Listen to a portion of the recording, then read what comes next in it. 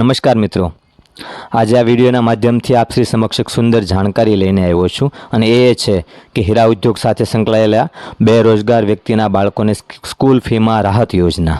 તો આ વિડીયો પૂરેપૂરો જોજો તો આ યોજનાની ફોર્મ ભરવાથી માંડીને ડોક્યુમેન્ટ સુધીની તમામ જાણકારી આપને મળી રહેશે। આઈડી ફોલો કરી લેજો અને આ વિડીયો બધા જ લોકોને શેર કરી દેજો, જેથી આ માહિતી સૌથી વધુ લોકોને મળી રહે અને સૌથી વધુ લોકો આ યોજનાનો લાભ લઈ શકે।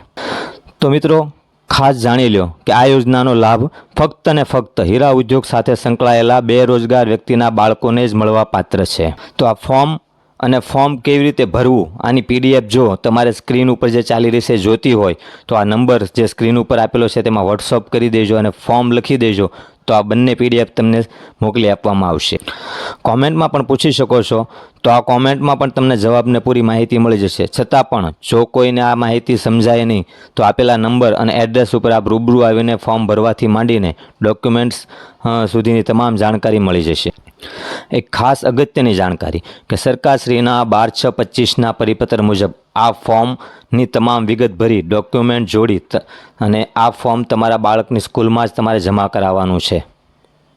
સુરત ડાયમંડ એસોસિએશનના ભલામણ પત્ર ઉપર જે સહી સિક્કા કરવાના છે તે સ્કૂલ જ તમને કરાવી આપશે। તો તમારે ડાયમંડ એસોસિએશનની ઓફિસે અથવા તો જિલ્લા ઉદ્યોગ કેન્દ્ર પર જવાની કોઈ જરૂર નથી।